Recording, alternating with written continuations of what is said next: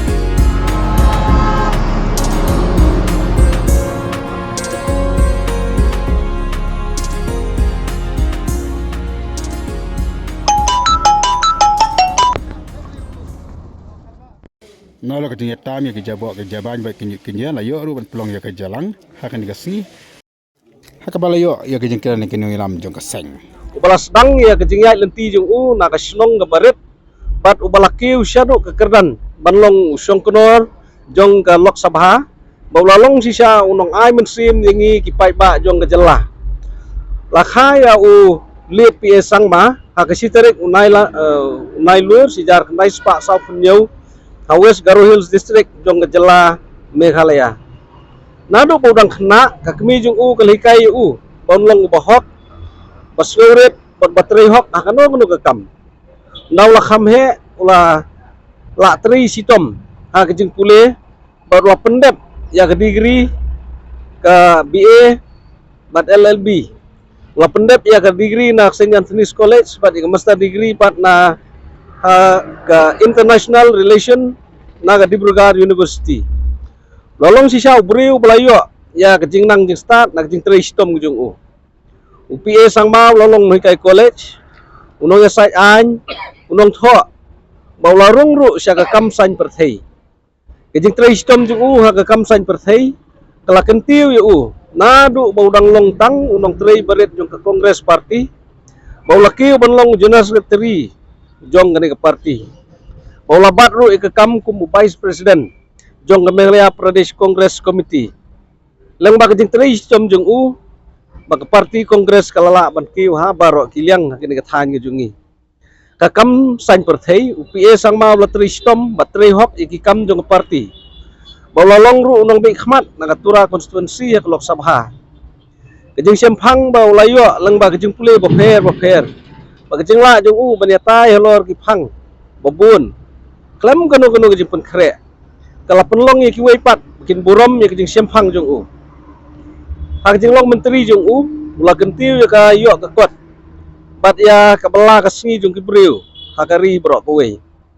Nrei nalor kini ki kerdan bau layo ban Bakham kraw kolong bau lasya jiet banlong usong kenor hak yeng dorbar thau an jong kari bat ki kam babun bau trei kilalong ki mau sa anam ya kajing kraw kajing sekri jong u ya ki pait ba nong kersan hang ni kesngi ngi ai kajing burom go kraw yo PA sang ma ha kan ni galungkhu sikha jong u ki kam bau lale ha kajing ya lenti jong u kilalong kajing ai mensim yengi wei pi wei Bangila ban poi sa kathong larang ilong gi bateri stom.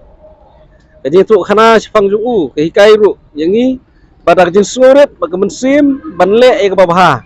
Ban kentiu ki mlang salang. Ngila ban job ki jing ele ban ngila ru ban long kriu kraw ban sa kanam bat ban sa perto hagi pateng babun hadin nabut. Tungin kan mau gi kitin bau songknor sang mau ong. Ka demokrasi hapo ka parlimen. Kamut kajing ngetai ke balai lut ban yo jing syai ya ki an balasna bat ban yasa ya ka hok kat bangi wanra e jing long jing ban babha hakari kumbau pi sang mau lale u Sri pi sang mau lolong nong lam basisya usumbo jong jikermen bat unong ai mensim ki pateng banwan bakin trai stom ban yo e ka thong ha kajing im ke jong ki ulai sibun